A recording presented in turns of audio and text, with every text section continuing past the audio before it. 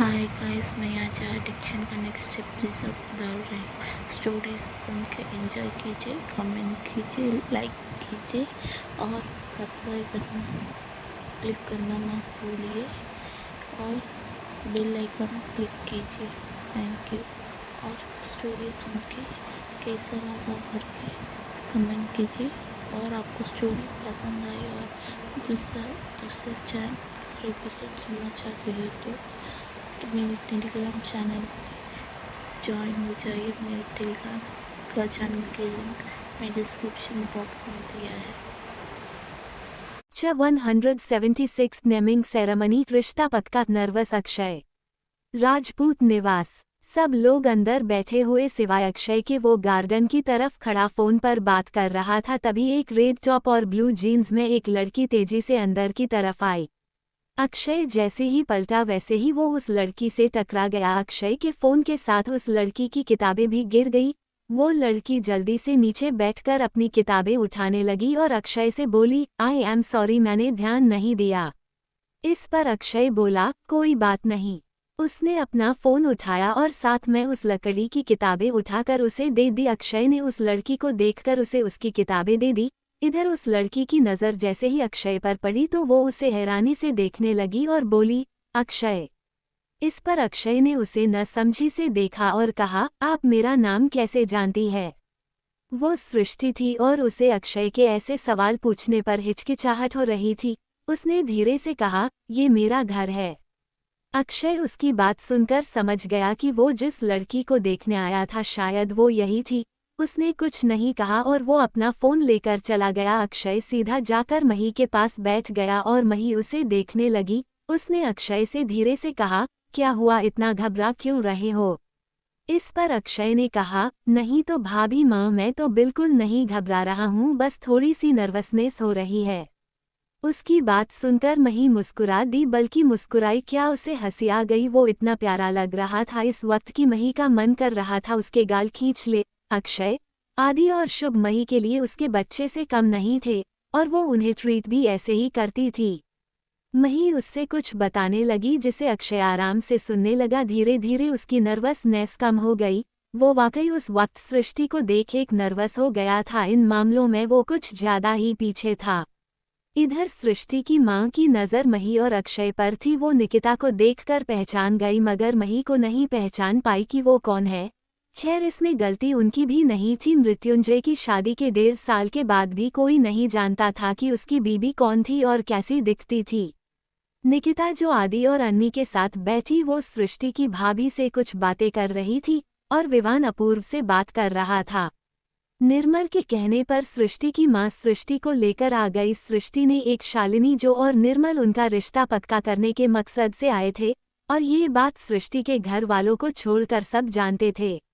अर्पिता के फ्लैट पर अर्पिता कल रात से परेशान थी। कल से कुछ लोग काले कपड़ों में उसका पीछा कर रहे थे। उन्होंने तो उसे किडनैप करने की कोशिश भी की मगर उसकी किस्मत अच्छी थी कि बच गई। लेकिन हर बार किस्मत अच्छी हो ये जरूरी तो नहीं, इसलिए वो खिड़की पर बैठी ये सोच रही थी कि कैसे इन सब से निकले। तभी उसकी नज़र नीचे कुछ लोगों पर पड़ी। वो इन्हें देखकर चौंक गई। ये वही लोग थे। अर्पिता इन्हें देखकर डर गई। तभी उसके फ्लैट की डोर बेल बजी। अर्पिता कमरे से बाहर आ गई। उसने दरवाजे की तरफ देखा। वो दरवाजा खोलने से डर रही थी। तभी बेल बजी। अर्पिता को समझ नहीं आ रहा था कि क्या करे। तभी उसका फोन बजा। अर्पिता ने स्क्रीन पर देखा जहां ऋतु लिखा हुआ था। अर्पिता ने फौरन फोन उठा लिया और कहा, हेलो ऋतु, मेरे घर के बाहर कोई है? तो ऋतुजा ने कहा, मैं ही हूँ, दरवाजा खोलो। उसकी बात सुनकर अर्पिता ने फोन बंद किया और जाकर जल्दी से दरवाजा खोल दिया। दरवाजे पर वाकई ऋतुजा था। उसने अर्पिता से कहा, क्या हुआ, इतनी घबरा क्यों रही हो? अर्पिता ने बिना कुछ कहे ऋतुजा को हग कर लिया। ऋतुजा एक पल हैरान रह गया। तभी उसके चेहरे पर एक मुस्कुराहट आ गई। उसने कहा, क्या हुआ अर्पिता? तो अर्पिता ने उससे अलग होकर कहा, अच्छा हुआ तुम आ गए, मुझे तुमसे कुछ बात करनी है, इधर आओ मेरे साथ। वो उसे खिड़की की तरफ ले जाकर नीचे इशारा करते हुए बोली, वो देखो कुछ लोग हमारा पीछा कर रहे हैं। वो हमें कल किडनैप भी करने वाले थे, नहीं लेकिन कर नहीं पाए। कौन है ये लोग? उसकी बात सुनकर ऋतुजा ने नीचे खड़े गार्ड्स को देखते हुए बड़ी मुश्किल से अपनी हंसी कंट्रोल करते हुए सीरियस फेस के साथ कहा, हम जरूर मेरे कोई राइवल होंगे। तभी अर्पिता ने कहा, तो अब हम क्या करें, मुझे तो बहुत डर लग रहा है। ऋतुजा उससे कुछ कहता तभी उसकी नज़र ऋषि पर गई जो खड़ा खड़ा मुस्कुरा रहा था। उसने उसे होठों पर उंगली रखकर चुप रहने का इशारा किया और अर्पिता से कहा, मेरे पास एक आइडिया है, अगर तुम राजी हो तो मेरे घर पर रह सकती हो। उसकी बात सुनकर अर्पिता सोचने लगी। उसने नीचे खड़े गार्ड्स को देखा जिसके बारे में उसे नहीं पता था कि वो मृत्युंजय के गार्ड्स थे, मगर ऋतुजा और ऋषि को सब पता था। अर्पिता की नज़र ऋषि पर पड़ी तो ऋषि ने फौरन अपनी मुस्कुराहट छुपा ली और आगे बढ़कर कहा, मम्मा हम डैड के साथ उनके घर जाएंगे। तो अर्पिता ने कहा, हम अपना सामान पैक करो। ऋषि तो खुशी खुशी वहां से चला गया। उसके जाने के बाद अर्पिता ने कहा, एक बार ये सब कुछ ठीक हो जाए तब हम वापस यहाँ आ जाएंगे। इतना कहकर वो ऋषि के कमरे में चली गई और वही ऋतुजा उसे जाता देखकर बोला, तुम एक बार चलो तो मिसेज सिंह, फिर मैं भी देखता हूँ कि कैसे वापस आती हो। इतना कहकर वो अपने फ़ोन में किसी को मैसेज करते हुए बाहर आ गया। इधर एक गोडाउन में कई सारे ट्रक खड़े थे जिनमें कुछ सामान रखा गया था। वहाँ गार्ड्स उस सामान को बंद अपनी अपनी पोजीशन ले रहे थे। इस गोडाउन के ऊपर एक बिल्डिंग के एक कमरे में मृत्युंजय खड़ा था। उसके होठों के बीच सिगरेट थी जिसके कस लेते हुए वो कुछ पेपर को देख रहा था। तभी रॉकी कमरे में आया और बोला, बॉस सब कुछ रेडी है, बस एक प्रॉब्लम है, वो सारे ट्रक राजस्थान से होकर गुजरने वाले हैं और राजस्थान में एआर है। एआर नाम सुनकर मृत्युंजय ने अपना सिर उठाकर उसे देखा। उसने कहा, एआर अगर उसकी टेरिटरी में कदम रखा तो कब जमीन तुम्हारे कदमों से छीन ली जाएगी, तुम्हें पता भी नहीं चलेगा। खैर तुम फिक्र मत करो, मैं बात करूंगा। रॉकी वहां से चला गया। उसे सबसे ज्यादा फिक्र इसी बात की थी, पूरा राजस्थान एआर की दहशत से कांपता था। उसकी जगह में बिना इसकी मर्जी के कुछ भी करना इम्पॉसिबल था। रॉकी के जाते ही मृत्युंजय ने खिड़की से बाहर देखते हुए कहा, एआर उर्फ आतिश रानावत, मजा आएगा तुम्हारी कहानी को देखने में। राजपूत निवास। सृष्टि और अक्षय दोनों ही गार्डन में थे। न तो अब तक सृष्टि ने कुछ कहा था और न हो अक्षय ने। तभी अचानक सृष्टि ने उससे पूछा, क्या मैं आपको पसंद हूँ?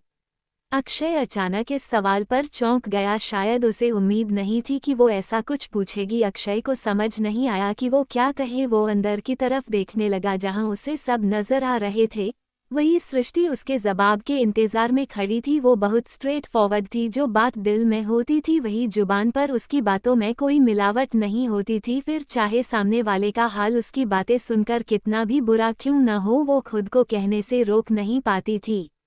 फिलहाल तो अक्षय अपने शब्द ढूंढ रहा था जो वो उससे कह सके। उसने थोड़ी हिम्मत से कहा, क्या तुम्हें मेरा मतलब, आपको इस शादी से कोई परेशानी नहीं है? मतलब कोई बॉयफ्रेंड नहीं है? इस पर सृष्टि ने कहा, नहीं मेरे ज़्यादा दोस्त नहीं है। वो दरअसल मैं किताबी कीड़ा हूँ और थोड़ी सी बोरिंग भी, इसलिए मेरा आज तक कोई बॉयफ्रेंड नहीं बना। और आपकी? अक्षय ने न में सिर हिलाते हुए कहा, नहीं मेरी सिर्फ एक दोस्त है नेहुल, उसके अलावा मैं किसी से बात नहीं करता था। तो सृष्टि ने सिर हिलाकर कहा, तो अब आप बताइए क्या मैं आपको पसंद हूँ? इस पर अक्षय ने कहा, क्या मैं तुम्हें पसंद हूँ? तो सृष्टि ने कुछ पल शांत रहकर कहा, जी और मैं। उसने बड़ी मासूमियत से अपनी नजरें उठाकर उसे देखते हुए कहा। तो अक्षय मुस्कुरा दिया, फिर सामने देखते हुए बोला, मैं घर से हाँ कहकर आया था और नहीं भी आया होता तो भी ना नहीं कह पाता। इतना कहकर वो वहां से अंदर जाने लगा। वही सृष्टि को जैसे उसकी बात समझ आई, वो अपनी नजरें उठाकर उसे देखने लगी जो फिलहाल आगे बढ़ गया था। उसके चेहरे पर भी मुस्कुराहट आ गई और वो उसके पीछे आ गई। देवराज जी और सृष्टि के पापा ने एक दूसरे को स्वीट खिलाकर अक्षय और सृष्टि का रिश्ता पक्का कर दिया था। वो दोनों एक दूसरे को पसंद तो करने लगे थे मगर अभी उनमें प्यार होना बाकी था। खैर राजपूत निवास के बाद वो सब एरॉन विला गए थे क्योंकि आज आर्या और संजय के बच्चे की नेमिंग सेरेमनी भी थी और श्री के कई सारे कॉल आ चुके थे। वो लोग तो रोज कैसल जाने वाले थे मगर श्री की जिद पर निर्मल ने सबको एरॉन विला जाने को कहा। Aaron villa. आज एरॉन विला की रौनक ही लगा थी और हो भी क्यों न famous business tycoon Sanjay Aaron और इंडिया की मोस्ट फेमस हॉस्पिटल की बेस्ट डॉक्टर आर्या एरॉन के बेटे की नेमिंग सेरेमनी जो थी। श्री जी के कदम तो जमीन पर नहीं रुक रहे थे, उनकी खुशी उनके चेहरे से झलक रही थी। निर्मल और बाकी सब के आते ही श्री, अशोक और संजय खुद उन्हें लेने आए थे। पूजा हॉल में थी और पार्टी गार्डन में मही और निकिता आर्या के पास चली गई। निकिता बेबी से मिल चुकी थी लेकिन मही ने उसे फोटो में देखा था। वहां पार्टी में आए बहुत सारे लोगों की नज़र मीरानी फैमिली पर जाकर ठहर चुकी थी और उसमें भी सबसे ज्यादा लोग मही को देख रहे थे और उसे निकिता के साथ देखकर सब ये कयास लगा रहे थे कि जरूर ये मृत्युंजय की बीबी होगी। मगर फिर उसके गले में पहन मंगलसूत्र और सिंदूर को देखकर उनकी गलतफहमी मिट जाती, क्योंकि उनके हिसाब से मृत्युंजय की मौत हो चुकी थी। हालांकि सब बड़े उलझे हुए थे। मीरानी फैमिली के बारे में कुछ कह पाना उनके लिए काफी मुश्किल था, क्योंकि मीडिया से भी उनके बारे में कुछ खास पता नहीं चलता था, जिसकी वजह थी कि मीरानी फैमिली का हर मेंबर मीडिया से दूर रहता था। मही और निकिता के आते ही आर्या ने अपने हाथ में पकड़े बेबी को मही को दे दिया। उसे देखकर महीने के चेहरे पर प्यारी सी मुस्कुराहट आ गई। वो सो रहा था और चेहरे पर एक प्यारी सी मुस्कुराहट थी। मही को उसे देखकर उसे छोड़ने का मन नहीं कर रहा था। उसने अपने बैग से एक छोटा सा ब्रेसलेट निकाला जिसे उसने खुद इसी के लिए डिजाइन किया था। जब उसे आर्या के बेबी के होने की खबर मिली थी, मही ने वो ब्रेसलेट उसे पहना दिया जिसमें बीच में एक ब्लू डायमंड लगा था। ये आर्या को बहुत पसंद आया। निकिता ने उसे देखकर कहा, आर्या तुम्हारा बेटा बड़ा होगा, लड़कियों के बीच काफी फेमस होगा। उसकी बात सुनकर आर्या के चेहरे पर मुस्कुराहट आ गई। उसने कहा, लेकिन मैंने तो अपने लिए बहू पहले से ही सोच ली है। इस पर मही और निकिता दोनों ने एक दूसरे को देखा, फिर आर्या से कहा, जरा हमें भी तो बताओ किसे पसंद कर लिया तुमने। तो आर्या ने मही को देखते हुए कहा, द ग्रेट मृत्युंजय मीरानी की बेटी, और कौन। देखो भाई, मैंने तो सोच लिया तुम्हारी बेटी ही मेरे घर की बहू बनेगी, ताकि आगे तक हमारी दोस्ती ऐसे ही बरकरार रहे। मही तो उसे चौंक कर देखने लगी। इतनी लंबी प्लानिंग तो उसने सोची भी नहीं थी जितना आर्या उसे बता चुकी थी। वही उसकी बात सुनकर निकिता ने कहा, मगर अभी भाभी प्रेग्नेंट नहीं है। इस पर आर्या ने कहा, अरे इन फ्यूचर। तो निकिता ने कहा, तो भी उनका बेटा भी तो हो सकता है। तो आर्या ने कहा, तो क्या हुआ, उसके बाद अगर उसकी बेटी हुई तो मैं उससे शादी करा दूंगी। मही ने अपना सिर हिलाकर कहा, सपनों से बाहर आ जाओ डॉक्टर साहिबा, अभी तुम्हारा बेटा सिर्फ 2 महीने का है और तुमने उसकी शादी भी सोच ली।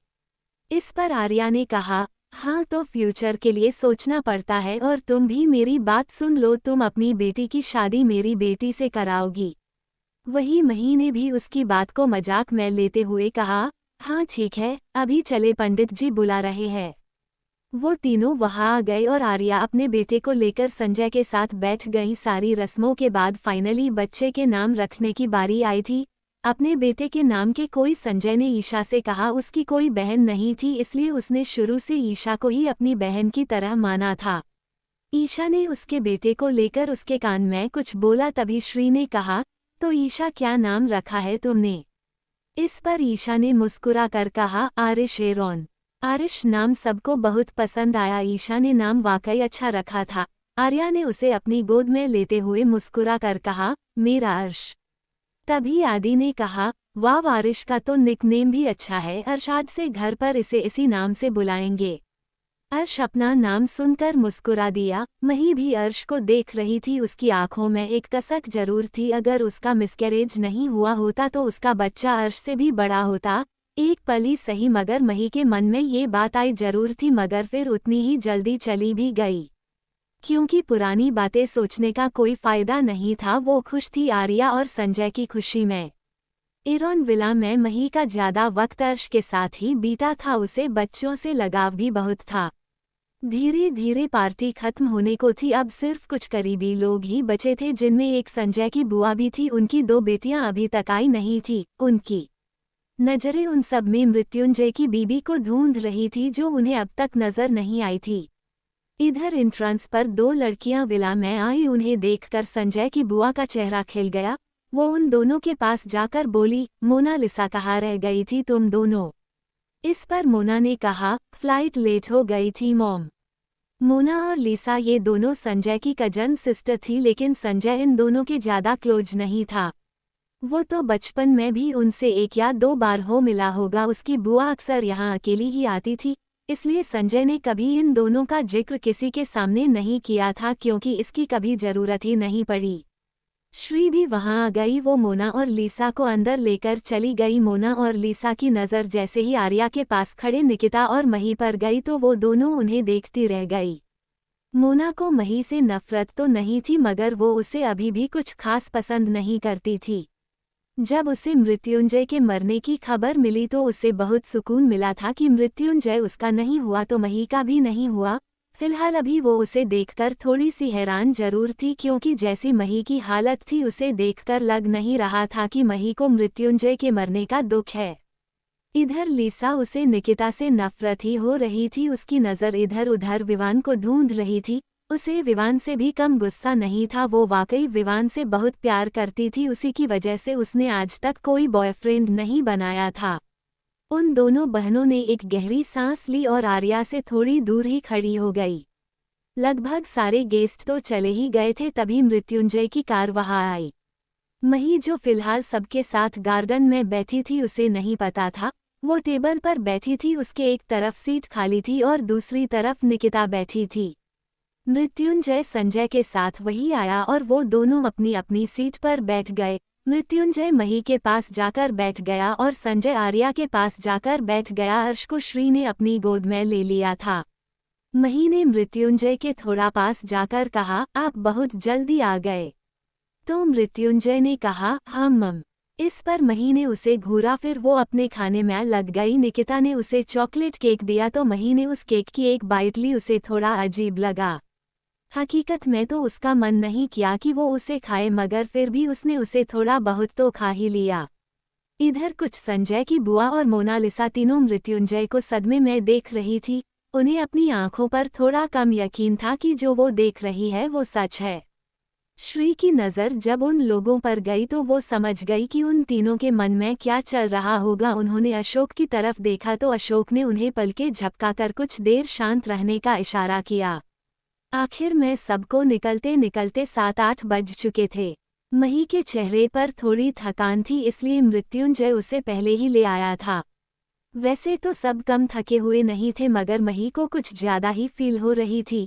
फिर वो कल रात थोड़ी लेट सोई थी इसलिए भी हो सकता था। खैर मही को तो यही लगा। आतिश रानावत मेरी नई कहानी का मैन लीड है जिसे मैं कुछ दिनों में पब्लिश करने वाली हूँ।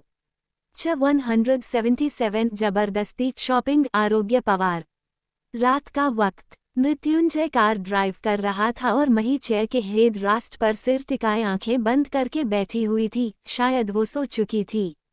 उसके पैरों के ऊपर मृत्युंजय का कोट पड़ा था। घर पहुंचते ही मृत्युंजय ने उसे जगाया भी नहीं। वो उसे गोद में उठाकर अंदर लेकर आ गया। पिछले 7 महीने भी अगर मही कहीं जाती अक्सर उसे पता नहीं चलता था क्योंकि वो पूरा सफ़र सोते हुए ही पूरा करती थी। वैसे भी उसे जेट में डर लगता था इसलिए मृत्युंजय अक्सर उसके साथ रात को ही सफ़र करता था। मृत्युंजय मही को लेकर कमरे में आ गया और उसे बेड पर लेटाकर खुद अपने कपड़े चेंज करने चला गया। रात के तकरीबन 10 बजे देवराज जी अपने कमरे में बालकनी में खड़े थे। उनके हाथ में इस वक्त एक एल्बम थी। दरअसल वो किसी वजह से अपनी और निर्मल जी की साथ की तस्वीर देख रहे थे इसलिए रात के इस वक्त एल्बम लेकर बैठे थे। तभी उनकी नज़र एक तस्वीर पर गई जिसे देखकर वो मुस्कुरा दिए। उस तस्वीर में निर्मल जी के साथ 2 छोटे बच्चे थे जिनमें से एक मृत्युंजय और दूसरा विवान था। विवान और मृत्युंजय दोनों ही 1 महीने के थे। उस तस्वीर को देखकर वो एक याद में खो गए जब पहली बार मृत्युंजय को उन्होंने अपनी गोद में उठाया था। फ्लैशबैक। रात का वक्त बहुत तेज बारिश हो रही थी मानो कि कोई तूफान आया हो और सब कुछ बहाकर ले जाना चाहता हो। एक हॉस्पिटल में 2 वार्ड में औरतों की चीखने चिल्लाने की आवाज़ आ रही थी। इस वार्ड के बाहर खड़े 2 शख्स डरे हुए थे। तभी एक वार्ड में से एक डॉक्टर बाहर आकर बोली, मिस्टर शेरावत आपकी वाइफ की कंडीशन अच्छी नहीं है, हमें उनका ऑपरेशन करना होगा। इस पर सामने खड़े देवराज और राजेंद्र दोनों ही डर गए। देवराज ने कहा, जैसा आपको ठीक लगे डॉक्टर। वो डॉक्टर वहां से जाने लगी। तभी देवराज ने कहा, डॉक्टर मेरी बहन वो कैसी और उसका बच्चा कैसा है? इस पर डॉक्टर ने कहा, रिलैक्स आपकी बहन ठीक है और उनकी नॉर्मल डिलीवरी हो सकती है। इस पर देवराज और राजेंद्र कुछ शांत हुए। देवराज जी ने राजेंद्र से कहा, कुछ पता चला? आरोग्य उसे बचा तो लिया है न, पापा ने वहां अपने गार्ड्स भेजे हैं। इस पर राजेंद्र जी ने कहा, सब कुछ मैनेज हो चुका है भाई, आप फिक्र मत कीजिए। तभी राजेंद्र जी के पास किसी का कॉल आया। उन्होंने जल्दी से कॉल उठाया। उधर से कुछ सुनने के बाद राजेंद्र जी ने देवराज जी को देखा। क्या हुआ राज? देवराज जी ने उनके उतरे हुए चेहरे को देखकर पूछा, जिस पर राजेंद्र जी ने धीमी आवाज में कहा, आरोग्य अब नहीं रहा। देवराज जी उसे हैरानी से देखने लगे। तभी एक वार्ड से बच्चे के रोने की आवाज बाहर तक आई। देवराज इस आवाज से होश में आया। नज ने बच्चे को कपड़े में लपेटकर उन्हें दे दिया। लगभग आधे घंटे बाद निर्मल जी का ऑपरेशन हो चुका था और वो अभी बेहोश थी, मगर इनाया को अब तक होश आ गया। राजेंद्र जी को निर्मल के वार्ड में छोड़कर वो इनाया के पास आ गया, जो मृत्युंजय को गोद में पकड़े मुस्कुराकर उसे देख रही थी, जो अभी सो रहा था। इनाया की नीली आंखों में इस वक्त दर्द के साथ सुकून भी था। देवराज जी वहां आते हुए बोले, इनू। इनाया ने देवराज को देखा, फिर एक फीकी मुस्कुराहट के साथ कहा, आरोग्य नहीं आया ना? तो देवराज कुछ कह नहीं पाए। तभी इनाया ने उसे छोटे बच्चे को देखते हुए कहा, इंसान हर किसी से लड़ सकता है मगर अपने परिवार से नहीं। आरोग्य को उसके ही भाई ने धोखा दिया, जिस पर वो आंख बंद करके यकीन करता था। तभी देवराज ने कहा, विजेंद्र के लोग तुम्हें ढूंढ रहे हैं। इनू, तुम्हें यहाँ से जाना होगा। अभी तुम अपने बेटे को लेकर मुंबई चली जाओ। तभी इनाया ने उसे देखते हुए धीमी आवाज में कहा, वो लोग मुझे कहीं से भी ढूंढ लेंगे देबू, इसलिए अब मैं कहीं नहीं जाऊंगी। सरकार की बीबी हूं तो कीमत तो चुकानी होगी, लेकिन सिर्फ मैं, मेरा बेटा नहीं। इनाया ने अपने बेटा का माथा चूमा, फिर उसे देवराज को देते हुए कहा, आज से ये तुम्हारा बेटा है। आरोग्य का बेटा अब हमेशा के लिए मर गया। देवराज जी उसकी बात सुनकर हैरान होकर देखने लगे। तभी इनाया ने कहा, तुम इसे अपना नाम दोगे और इसे मेरे बारे में कभी कुछ नहीं बताओगे। आज से इनाया ठाकुर और आरोग्य पवार की कहानी खत्म हो चुकी है, उनका जिक्र आगे कभी नहीं होगा। मुझसे वादा करो देबू, तुम मेरे बेटे के सामने मेरा नाम कभी नहीं लोगे, उसे सच कभी नहीं बताओगे, उसे हमेशा इन सब से दूर रखोगे। देवराज बड़ी मुश्किल में थे, लेकिन इनाया वो फैसला कर चुकी थी। देव ने उसे बच्चे को ले लिया और कहा, जैसा तुम कहोगी वैसा ही होगा, आज ये मेरा बेटा है। इनाया अपने बेटे को देखकर नम आंखों से मुस्कुरा दी। फिर उसने देवराज जी ने कहा, और एक वादा करोगे? इनाया ने देवराज जी को देखा और कहा, इसे सरकार कभी मत बनने देना। देवराज जी कुछ देर बाद बाहर आए और निर्मल जी के वार्ड में गए, जहां एक छोटा सा बच्चा क्रैब में सो रहा था। देवराज जी ने उसे भी वही लेटा दिया और ये देखकर राजेंद्र जी ने कहा, ये आप क्या कर रहे हैं? ये तो इनाया दी का बेटा है ना? इस पर देवराज जी ने बिना किसी भाव के कहा, ये इनाया का नहीं, मेरा बेटा है। निर्मल को जुड़वा हुए हैं, ये दोनों मेरे ही बेटे हैं और इनाया का बच्चा मर चुका है। यही बात दुनिया वालों को पता चलनी चाहिए। निर्मल या पापा किसी को भी सच नहीं बताओगे और इनाया को यहाँ से मुंबई के भेजने की तैयारी करो। राजेंद्र जी ने हैरानी से हाँ में सिर हिला दिया। ये सारी बातें हॉस्पिटल के इस वार्ड में ही अपना दम तोड़ चुकी थी। देवराज या राजेंद्र जी किसी ने भी ये बात किसी को नहीं बताई। इनाया को उसी दिन मुंबई भेज दिया था और उसके जाते ही इधर उसके बेटे की तबीयत खराब हो गई थी। उसे सांस लेने में दिक्कत हो रही थी। उसे देखकर एक पल के लिए डर गए। उसे कुछ वक्त तक हॉस्पिटल में ही रखा गया था। फ्लैशबैक एंड सुबह का वक्त। विवान के स्टडी रूम में तीनों राजेंद्र जी को देख रहे थे ताकि उनसे आगे की कहानी जान सके। विवान ने कहा, आगे क्या हुआ इनाया आंटी के साथ? इस पर राजेंद्र ने उसे देखा और घूरते हुए कहा, आंटी नहीं है वो तुम्हारी। तो निकिता ने कहा, हाँ बुआ कह सकते हैं। राजेंद्र जी ने अपना नमे सिर हिलाकर कहा, नहीं विवान और मृत्युंजय सगे भाई नहीं है, मगर भाई है। इनाया दी मामी है तुम्हारी। आरोग्य भाई निर्मल भाभी के सगे बड़े भाई है। जब इनाया दी की कंडीशन के बारे में हमें पता चला था तब निर्मल भाभी ने ही उनका ट्रीटमेंट किया था छुपकर। वो तीनों हैरान होकर बोले, वो डॉक्टर है? इस पर राजेंद्र जी ने अपना सिर हिलाते हुए कहा, हाँ वो डॉक्टर है, मगर इनाया दी के इलाज के बाद उन्हें अपना प्रोफेशन छोड़ना पड़ा क्योंकि विदुर को पता चल गया और वो उस डॉक्टर को ढूंढ रहा था। इनाया दी पहले ही मुसीबत में थी और निर्मल भाभी को मुसीबत में नहीं डाल सकते थे, इसलिए निर्मल भाभी ने कुछ वक्त के लिए अपने करियर से ब्रेक ले लिया और इनाया दी भी तब तक ठीक हो चुकी थी और अब वो विदुर से दूर होना चाहती थी, मगर विदुर उन्हें इतनी आसानी से छोड़ने वाला नहीं था और इसलिए निर्मल भाभी ने आरोग्य भाई से मदद मांगी थी। तो मही ने कहा, लेकिन सिर्फ उनसे ही क्यों, किसी और से क्यों नहीं? उसकी बात पर राजेंद्र जी हल्का सा मुस्कुराकर बोले, क्योंकि आरोग्य पवार वो शख्स था जो उस वक्त उत्तराखंड पर राज करता था। विदुर के बाद अगर कोई नाम उत्तराखंड में लिया जाता था तो वो आरोग्य पवार का था, और आरोग्य पवार ही सरकार का वारिस था, मयंक अंकल का बेटा, जिसने पहले ही सरकार बनने से मना कर दिया था। उद्धरण चिन्ह। तभी निकिता ने कहा, इसका मतलब सरकार बनने का हक हमेशा से बड़े भैया का था, क्योंकि उनके बाद वो वही अगले बारिश हुए न? तो राजेंद्र जी ने हाँ में सिर हिला दिया और कहा, निर्मल भाभी के कहने पर आरोग्य ने इनायादी और विदुर का डाइवोर्स करा दिया, मगर ऋतुजा उसकी कस्टडी विदुर को मिली। आरोग्य भाई ने हर मुमकिन कोशिश की, लेकिन ऋतुजा खुद इनायादी के साथ नहीं आना चाहता था। उसे विदुर ने इनायादी के खिलाफ बहुत कुछ कहा था और उन्हीं बातों को ऋतुजा सच मानता था। फिर आरोग्य को देखकर ये बात उसके मन में बैठ गई कि इनाया ने उसके डैड को आरोग्य भाई की वजह से छोड़ा। खैर, ये सब कुछ विदुर ने किया था। ऋतुजा इनाया की कमजोरी थी और जब तक वो विदुर के साथ थी तब तक इनाया या आरोग्य कोई विदुर का कुछ नहीं बिगाड़ सकते थे। वो उससे प्यार करता था तो सिर्फ अपने फायदे के लिए, और कहीं ना कहीं वो उसका खून था, इसलिए उसे ऋतुजा से लगाव था। तो विवान ने कहा, फिर सरकार का क्या हुआ? आरोग्य सरकार था, ये जगह उसकी ही थी। वो रानी खेत में ही रहने लगा और इस बीच उन्हें इनाया दी पसंद आने लगी, मगर इनाया दी वो अब दोबारा शादी नहीं करना चाहती थी। उन्हें बस ऋतुजा की फिक्र थी, लेकिन कहीं ना कहीं हम सब चाहते थे कि वो अपनी जिंदगी में आगे बढ़े, इसलिए देव भैया ने उन्हें मनाया। एक सिर्फ वही थे जिनकी बात इनाया दी कभी मना नहीं कर पाती थी, इसलिए वो देव भैया के कहने पर राजी हो गई थी।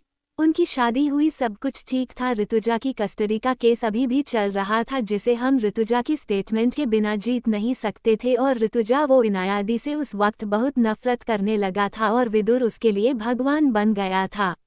ऋतुजा ने कभी हमारे फेवर में स्टेटमेंट नहीं दी, इसलिए उसकी कस्टडी कभी हम जीत ही नहीं पाए। आरोग्य भाई और देव भैया को लगा कि हमें कुछ वक्त की जरूरत है, इसलिए वो कस्टडी केस वही बंद हो गया। एक वक्त तक सब ठीक रहा, मगर एक दिन सब खत्म हो गया। हम फार्म हाउस में थे, इनायादी और निर्मल भाभी प्रेग्नेंट थी। उस दिन फार्म हाउस पर विदुर के गार्ड्स ने हम पर अचानक अटैक किया। हम लोगों को अंदाजा नहीं था और हमारे गार्ड्स को भी पॉइजन दिया गया था। तो विवान ने कहा, वॉट आरोग्य अंकल, मेरा मतलब है मामा उस वक्त सरकार थे ना, फिर उन्हें कुछ पता नहीं चला और ऐसे कैसे गार्ड्स को जहर दे दिया? राजेंद्र जी ने कहा, विवान आरोग्य भाई कोई मामूली इंसान नहीं थे, और रही बात पता न चलने की, तो हम उस फार्म हाउस पर है ये बात कोई नहीं जानता था सिवाय घर वालों के, और उन्हीं घर वालों में से एक था आरोग्य भाई का छोटा भाई, जिस पर वो आंख बंद करके भरोसा करते थे। उन्हें मारने वाला भी वही था, धोखे से और पीछे से मारा था उन्हें, मगर फिर भी उन्होंने हम चारों को सेफ्टी से फार्म हाउस से बाहर निकला, और इन सब में उन्होंने विदुर की जान ले ली। बाहर खड़े विदुर के कुछ लोगों ने विजेंद्र सिंह के कहने पर फार्म हाउस में आग लगा दी, जिसमें सब आरोग्य भाई, विदुर और उनका छोटा भाई तीनों जलकर मर गए। तभी निकिता ने कहा, आप लोग कहाँ गए थे? तो राजेंद्र जी ने कहा, हॉस्पिटल। इनाया और निर्मल दोनों को एक साथ लेबर पेन शुरू हो गया। हम रात में बड़ी मुश्किल से हॉस्पिटल पहुंचे थे। इनाया दी ने मृत्युंजय को भैया को दे दिया, क्योंकि उन्हें पता था कि अगर विजेंद्र को मृत्युंजय के बारे में पता चला तो वो उसे जान से मार देगा, इसलिए मृत्युंजय को बचाने के लिए इनाया दी ने उसे खुद से दूर कर दिया। अब सबको ये पता था कि मृत्युंजय देव भैया का बेटा है और आरोग्य भाई का बेटा मर चुका है। कुछ दिन तक इनाया दी मुंबई में रही, फिर अचानक वहां से गायब हो गई। उनकी ये बात सुनकर मही ने धीरे से कहा, उन्हें पकड़ लिया गया था। इस पर राजेंद्र जी ने कहा, हाँ, वो सरकार की बीबी थी और रूल के मुताबिक अगला सरकार उनका बेटा बनता, और अगर बेटा नहीं है तो वो शख्स जिससे उनकी शादी होती। अब उन तीनों को समझ आया था कि क्यों इनाया ने मृत्युंजय को खुद से दूर किया। अगर वो उसके साथ होता था, विजेंद्र पहले उसे मारता, फिर उसकी शादी किसी से कराकर सरकार की पोजीशन ले लेता। पूरे 1 साल तक वो विजेंद्र के पास थी, उन्हें कई दिनों तक भूखा रखा, मारा भी। ऐसी कोई तकलीफ नहीं थी जो उस वक्त इनायादी को मिली न हो, मगर वो शादी के लिए राजी नहीं हुई। उनके साथ जबरदस्ती करने की कोशिश भी की तो भी इनायादी ने अपना फैसला नहीं बदला। हमने बहुत ढूंढा उन्हें, देव भैया पागलों की तरह हर जगह उन्हें ढूंढ रहे थे। फिर एक दिन हमें पता चला, हम वहां पहुंचे मगर तब तक बहुत देर हो चुकी थी। ऋतुजा और मृत्युंजय को बचाने के लिए उन्होंने सुसाइड कर लिया था। उनकी सिर्फ आखिरी ख्वाहिश थी कि वो काश एक बार मृत्युंजय और ऋतुजा से देख पाती। स्टडी रूम में सिर्फ खामोशी थी। राजेंद्र जी खिड़की से बाहर खड़े थे। इनाया ठाकुर उनकी मां के बाद उनकी जिंदगी की पहली लड़की थी जिसे वो बहुत प्यार करते थे। उनके आखिरी वक्त के बारे में सोचकर आज भी राजेंद्र जी की रूह कांप जाती थी। पहली नज़र में वो उन्हें पहचान नहीं पाए थे, कुछ ऐसी हालत में वो उन्हें मिली थी। इधर विवान को अब समझ आया था कि क्यों उस वक्त मही के न मिलने पर देवराज की इतने परेशान हो गए थे कि उनकी आंखें तक नम हो चुकी थी। एक मॉल में अभिषेक, शीतल और क्रिस्टल ये तीनों एक साथ शॉपिंग पर आए थे। क्रिस्टल उन दोनों के बीच सबसे बड़ा रोड़ा बनी हुई थी। शीतल का एक हाथ अभिषेक ने पकड़ा हुआ था तो दूसरा क्रिस्टल ने, और शीतल उन दोनों के बीच परेशान होकर खड़ी थी। क्रिस्टल ने अभिषेक को देखकर कहा, तुम्हें पता क्या है लकड़ियां के शॉपिंग के बारे में? देखो मैं शीतल बेबी को अच्छे से शॉपिंग करा दूंगी, इसलिए उसका हाथ छोड़ो। अभिषेक ने अपने दांत पीसते हुए कहा, पहली बात तो वो तुम्हारी कोई बेबी नहीं है, मेरी होने वाली बीबी है, इसलिए उससे दूर रहो। शीतल कब से उनकी ये चूहे बिल्ली की लड़ाई से तंग आ चुकी थी। उसने उन दोनों से अपना हाथ छुड़ा कर कहा, चुप करो तुम दोनों, मैं अकेले शॉपिंग कर सकती हूँ, मुझे न तो तुम्हारी जरूरत है और न ही तुम्हारी। इतना कहकर वो उन दोनों को गुस्से से घूर कर चली गई। वही वो दोनों एक दूसरे को मुंह बनाते हुए चले गए। क्रिस्टल की सबके साथ अच्छी जमने लगी थी। मही से जुड़े लोगों के साथ उसका बॉन्ड काफी अच्छा था। ग्लोरी में उसे सब पहचानते थे और वो जब भी बेकरी जाती तो वहाँ विक्टर और माथा उसे कोई ना कोई डिश बनाकर जरूर खिलाते। और क्रिस्टल तो मही के खाने की फैन हो चुकी थी। शीतल से तो वो हर वक्त फ्लर्ट करती रहती थी और शीतल उसके साथ बहुत खुश रहती थी। शीतल कुछ ड्रेस देख रही थी जिसे वो दोनों ही रिजेक्ट कर देते। जो अभिषेक को पसंद आता वो क्रिस्टल को पसंद नहीं आता, और जो क्रिस्टल को पसंद आता वो अभिषेक को पसंद नहीं आता।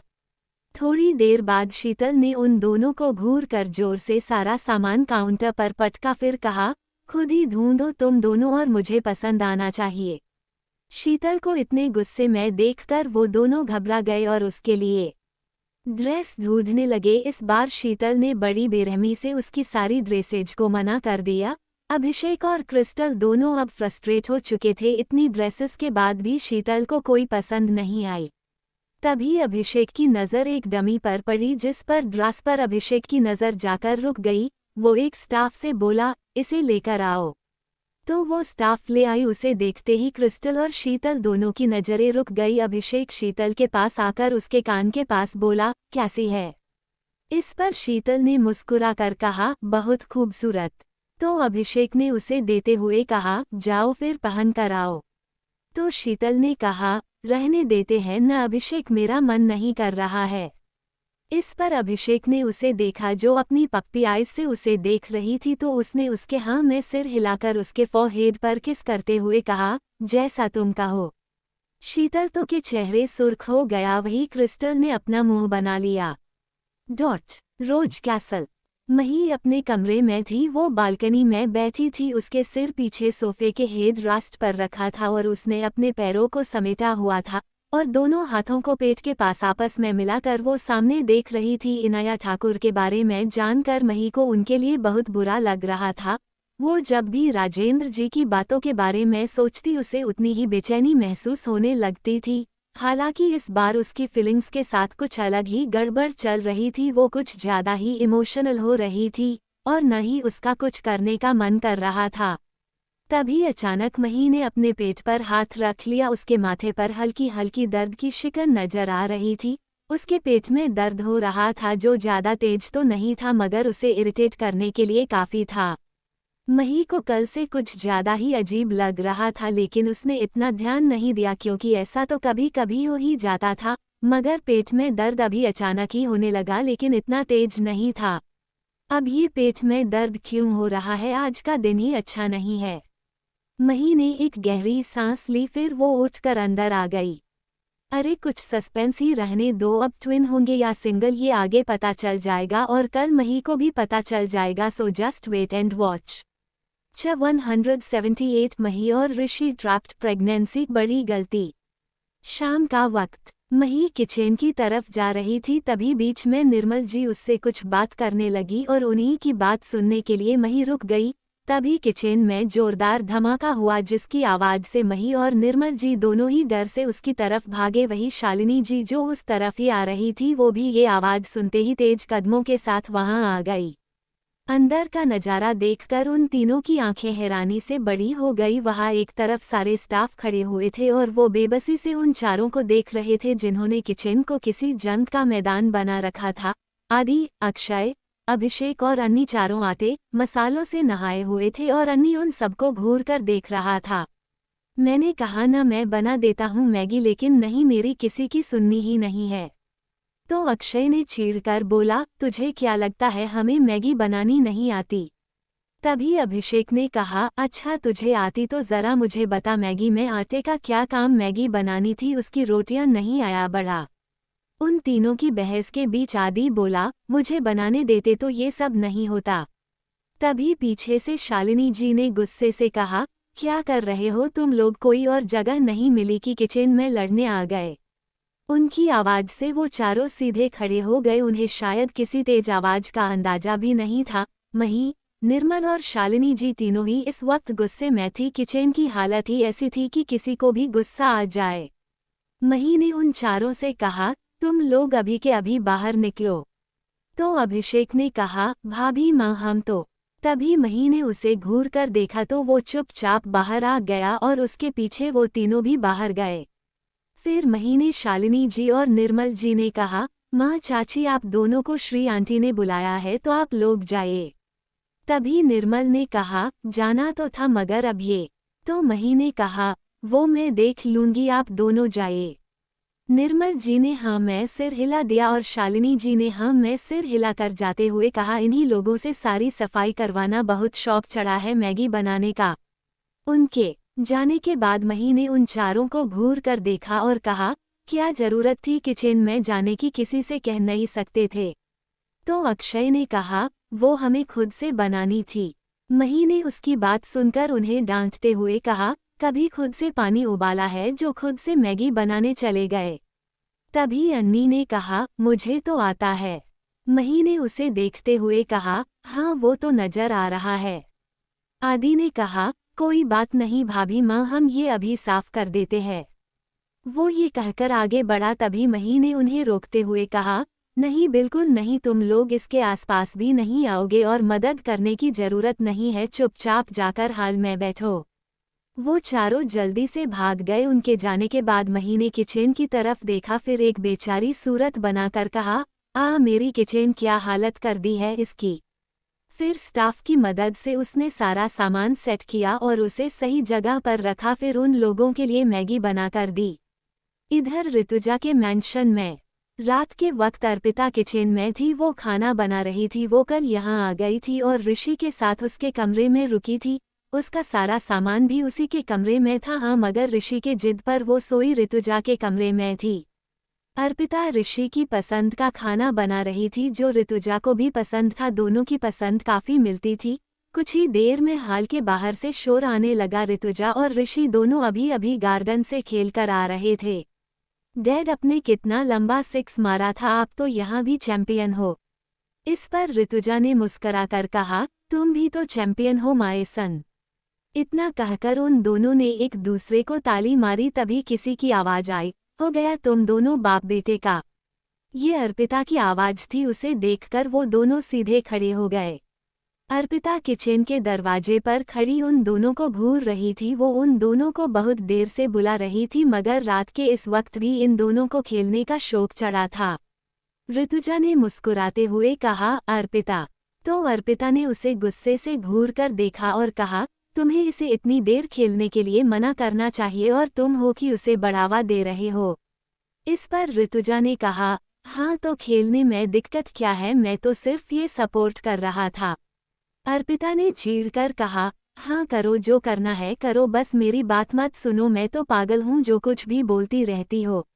अर्पिता चीड़ और गुस्से में उन दोनों को सुनाए जा रही थी, तभी ऋतुजा ने ऋषि को देखा और उसे कुछ इशारा किया तो ऋषि ने अपनी आंखें बंद कर ली। तभी ऋतुजा आगे बढ़ा और अर्पिता के होठों को अपने होठों से छूते हुए दूर हो गया। अर्पिता एकदम चुप हो गई, उसकी आंखें हैरानी से बड़ी हो गई। उसने झट से ऋतुजा को देखा जो ऋषि को अपनी गोद में पकड़े ऊपर लेकर जा रहा था। वो उसे ले जाते हुए बोला, बाकी का लेक्चर खाने के बाद मिसेज सिंह।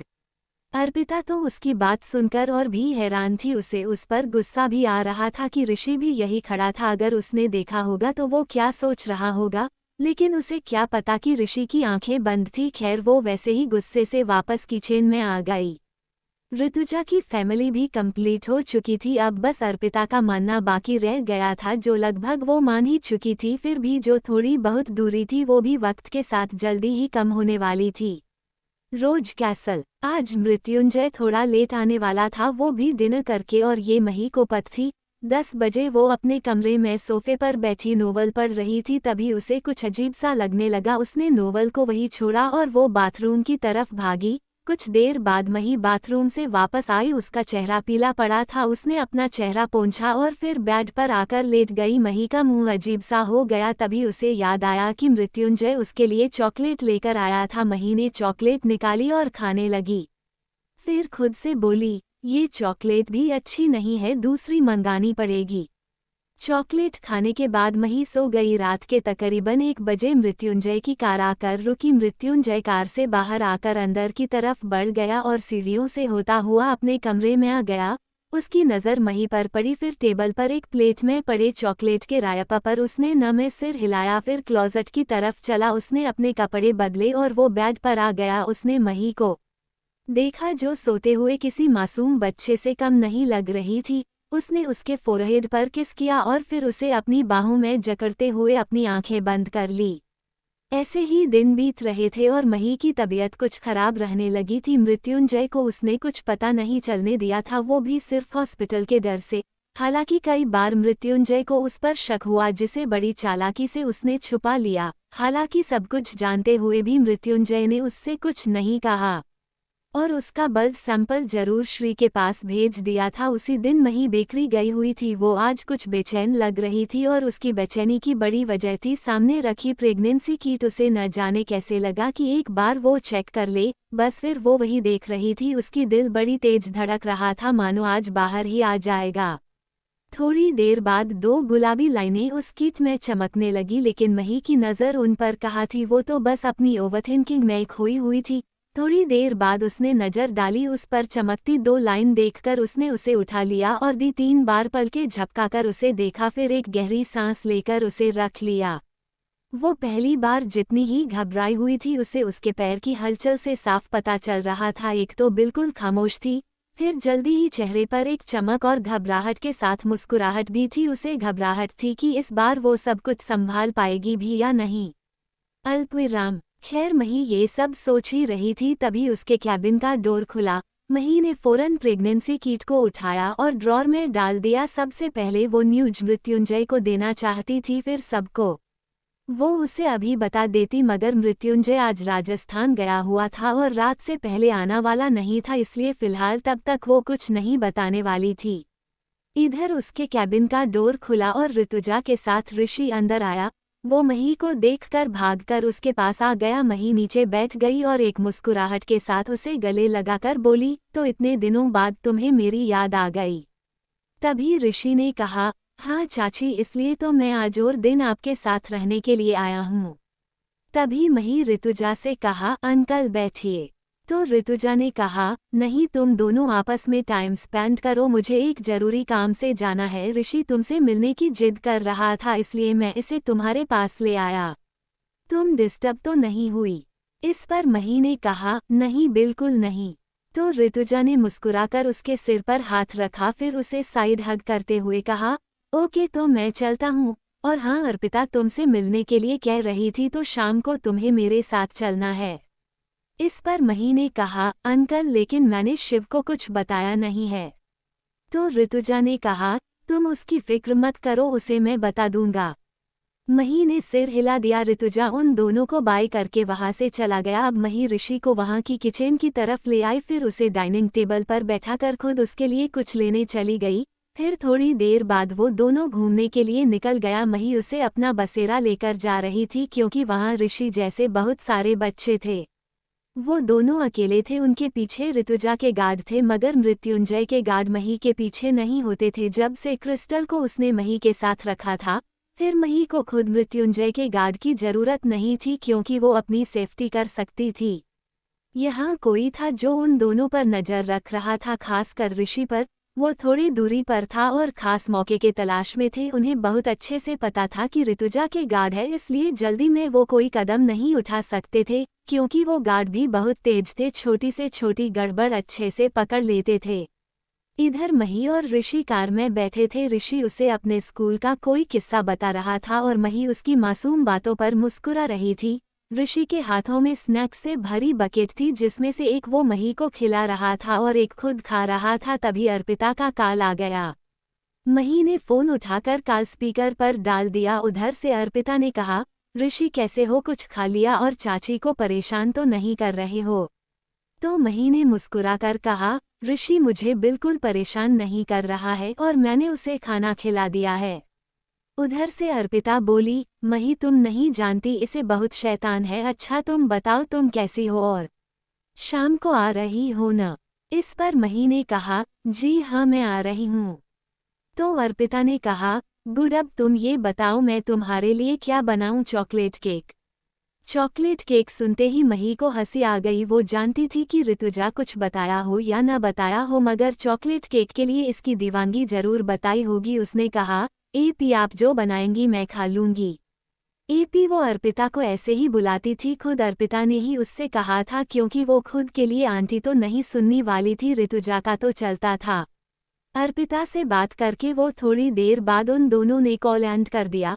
कुछ दूरी पर चारों तरफ धुंध ही धुंध दिखाई देने लगी। वो इतनी ज्यादा कि आगे कुछ नजर नहीं आ रहा था, इसलिए मही के साथ सबकी कार रुक गई। गार्ड फौरन बाहर निकले, मगर जैसे ही वो उस धुएं के कांटेक्ट में आए तो उन सबने अपनी मुंह और नाक पर हाथ रख लिए। अगर वो ऐसा नहीं करते तो बस कुछ दी देर में बेहोश हो जाते। वो सब समझ गए कि उन्हें ट्रैप किया गया है। वाकई सब कुछ बहुत सोच समझकर किया गया था। शायद कोई पहले ही जानता था कि गार्ड्स होंगे, इसलिए वो नजर रखने वाले लोग इतने दूर थे कि उन गार्ड्स को किसी चीज की भनक तक नहीं लगी। खैर वो सब जब मही की कार के पास पहुंचे तो वहां कोई नहीं था सिवाय गाड़ी के। ऋषि और मही दोनों ही गायब थे। मही को ले जाना उनकी मजबूरी थी क्योंकि उसने ऋषि को छोड़ा ही नहीं था और ज्यादा देर तक वो लोग रुक नहीं सकते थे। एक छोटा सा घर जो शायद काफी वक्त से बंद था, आज वहां कई सारे गार्ड्स नजर आ रहे थे। इस जगह तक कार नहीं आ सकती थी, चौपर के जरिए ही यहां पहुंचा जा सकता था। इस घर के एक कमरे में मही और ऋषि दोनों बेहोश पड़े थे। मही की आंखें धीरे धीरे खुलने लगी। जब उसे होश आया तो उसकी नजरें ऋषि को ढूंढने लगी। ऋषि उसके बराबर में लेटा था। मही ने ऋषि को उठाया मगर वो अब भी बेहोश था। मही को उसके लिए डर लग रहा था। उसने थोड़ा से पानी के छींटे उसके चेहरे पर मारे तो ऋषि की आंखें खुल गई। मही ने उसे आराम से बैठाया, फिर कहा, ऋषि तुम ठीक हो? इस पर ऋषि ने कहा, हाँ मैं ठीक हूँ। मही उसकी बात सुनकर कुछ बेफिक्र हुई। उसने इधर उधर देखा, उसका पर्स तो यहीं था मगर उसका फोन नहीं था। फिर उसने दूसरी तरफ देखा, इस कमरे में बहुत सारा सामान पड़ा था। उसने खिड़की से झांक कर देखा। वो समझ गई कि यहाँ से वो लोग भाग नहीं सकते। एक छोटी से गोल टेबल पर कुछ फ्रूट्स, खाना और पानी रखा था। जाहिर था ये उनके लिए ही था। मही ने ऋषि को देखा और कहा, तुम्हें डर तो नहीं लग रहा है? इस पर ऋषि ने न में सिर हिला दिया। हालांकि वो थोड़ा डरा हुआ था मगर फिर भी हिम्मत बहुत थी उसमें, इसलिए इतना सब कुछ देर कर भी मही के बातों का जवाब बहुत शांति से दे रहा था। मही उसे देखकर मुस्कुरा दी। उसने कहा, ब्रेव बॉय। फिर अपने बैग से कुछ निकालते हुए कहा, ऋषि ये देखो, ये न एक नाइफ है, ये बटन प्रेस करते ही ये खुल जाएगा और दोबारा प्रेस करोगे तो बंद हो जाएगा। इसे अपने पास रखो और मेरी बात सुनो, अगर कोई तुम्हारे पास आया और उसने तुम्हें पकड़ने की कोशिश की तो तुम बिना कुछ सोचे समझे इस नाइफ से उस पर अटैक कर दोगे, लेकिन ध्यान से खुद को चोट नहीं पहुंचानी है, ओके? इस पर ऋषि ने हाँ मैं सिर हिला दिया तो मही ने उसके माथा चूमते हुए कहा, गुड बॉय, चलो अभी कुछ खा लेते हैं। मही फिलहाल मजबूर थी। वो जानती थी कि ये लोग ऋषि को पकड़ने के लिए आए थे क्योंकि उसने बेहोश होते वक्त उनकी बातें सुनी थी जब वो उसे वहीं छोड़कर ऋषि को ले जाने की बात कर रहे थे। इसलिए तो उसने ऋषि को अपनी बाहों में छुपा लिया था और ये छोड़ा नहीं था। और बाहर कितने लोग हैं ये भी उसे नहीं पता था। ऐसे में हो सकता था कि ये उसका ध्यान न हो और कोई ऋषि को चोट पहुंचा दे, इसलिए उसने उसे चाकू दिया था। वैसे तो वो रहेगी ही उसके पास। थोड़ी देर बाद मही ने सिर्फ फल ही खाए थे क्योंकि खाने में कुछ भी हो सकता था, इसलिए न तो उसने वो खुद खाया और न ही ऋषि को खाने दिए। दूसरी तरफ ऋतुजा के गार्ड ने ऋतुजा को बता दिया था और ऋतुजा गुस्से में था। वो जानता था कि ये सब विदुर का किया धरा है, उसके सिवा कोई दूसरा नहीं हो सकता। फिलहाल उसने ये बात मृत्युंजय तक नहीं पहुंचने दी थी, वो खुद उन्हें लेने जा रहा था। ऋतुजा और दीप कार में था। दीप ने कहा, ऋतु मृत्युंजय को बता दो।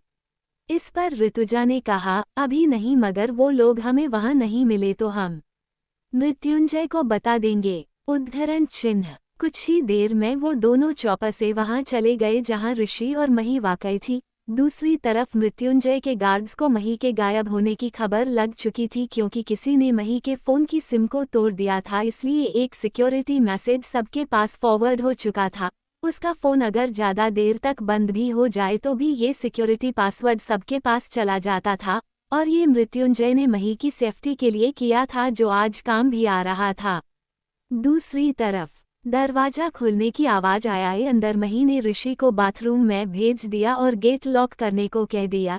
तभी अंदर दो लोग आए, वो ऋषि को लेने आए थे। उनमें से किसी एक ने कहा, वो बच्चा कहाँ है?